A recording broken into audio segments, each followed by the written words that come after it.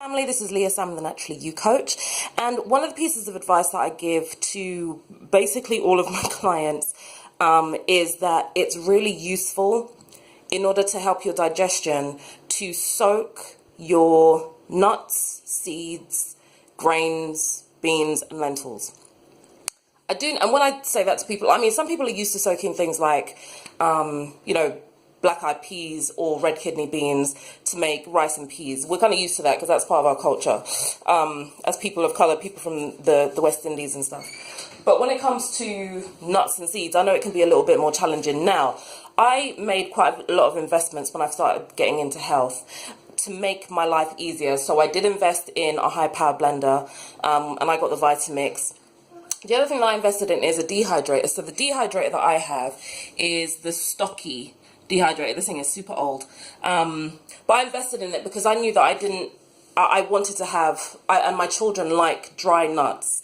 So, and I liked, making raw vegan pie crusts and like nut balls and all those kind of things. So whilst I was, obviously you don't need any equipment to soak nuts, I wanted to make sure that they were dried afterwards to make storage easier, to make it more cost effective when I was buying them in bulk and then, drying them, soaking them, and then storing them.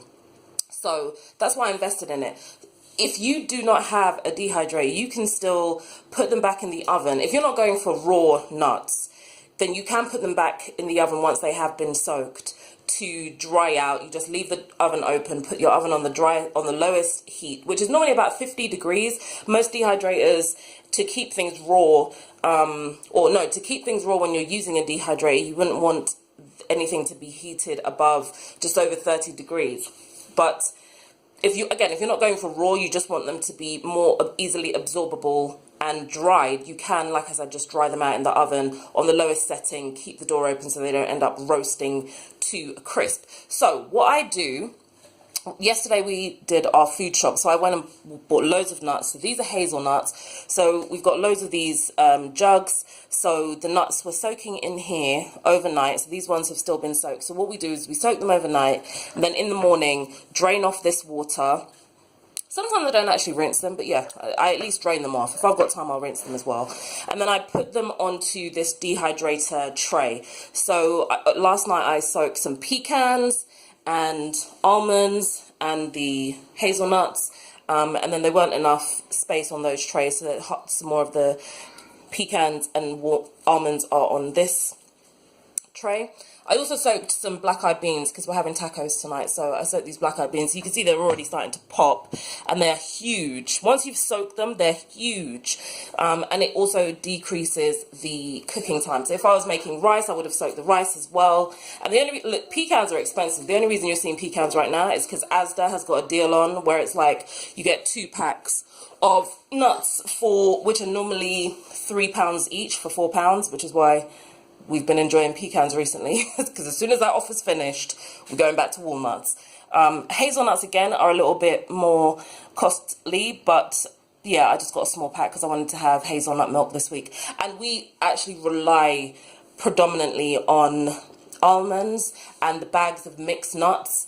But because the big mixed nuts are mixed, I find that when I try to make nut milk with mixed nuts, it can taste a bit different. Like, there's not a clear taste. Like, almond milk in nut milk smoothies tastes good. Pecan milk tastes good. But when you've got the mixed nuts and there's like the walnuts in there as well, Brazil nuts, I think that combination is just a bit much. So we do normally have almonds. That's what we kind of have the most of, and some cashews. But yeah, that's why I wanted to kind of jazz things up a bit. Because again, one of the things I recommend is that you don't rely too heavily on any one thing. And just to make sure that you've got variety in your life. So these trays are going to get stacked up into my Stocky dehydrator. I think this thing was about just over 100 pounds, and it came with 5 trays. And I think I bought, it came with 5 trays. And I think I bought an extra tray as well, which was like another £15. But it was a decent investment because I'm sure I bought this at least, I bought this at least 5 years ago or something. Yeah, so stocky. I know that the one that's most popular is the Excalibur, but that was just out of my price range. I didn't think it was necessary because I've been able to do everything that I've needed to do in my stocky, so that's what the one that I went with. The difference between this dehydrator and the Excalibur one is this one heats things up from the bottom, so there's a fan underneath. It heats it up from the bottom going upwards, so it goes upwards through the tray, so the bottom tray gets dried first and then the next one and then the next one. Whereas the Excalibur, it's got the same kind of tray system, but the heater, the fan is at the back, so all the trays heat evenly. So I guess it is a better design, but hey, I did what the budget I did what the budget allowed, and I just rotate the trays.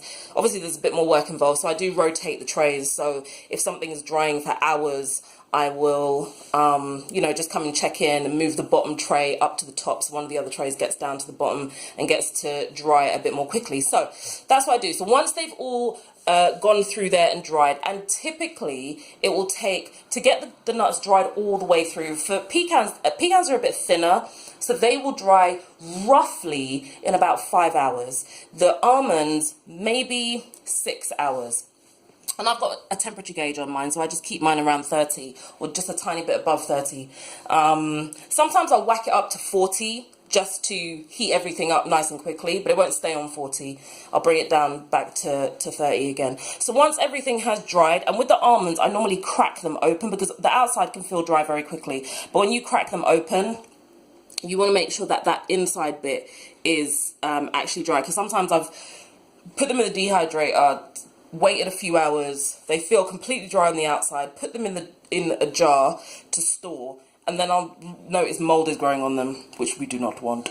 So yeah, just ensure that they're super dry. When they have dried, I have these glass jars, and this is where they live. They live in these glass jars in my fridge, not in my fridge, in my cupboard. In fact, sometimes it isn't useful to put them in your fridge, again, just to keep them as fresh as possible. But if not, keeping them in your cupboard is absolutely fine, in a nice glass jar, until you're using them. Now, and again, the reality is nuts don't last this long in my house. All these nuts are probably going to be gone. No, they will be gone. They'll be gone this week. They will be gone this week, so they don't last that long. But yeah, I just thought I'd give you a quick talk through what I do with our nuts and beans to make them more digestible, so that we can get the most nutrients out of these delicious foods. I hope you found that useful. I look forward to speaking with you again soon. You can find me at thenaturallyyoucoach.com or thenaturallyyouclinic.com. I look forward to speaking to you soon. Take care and stay healthy.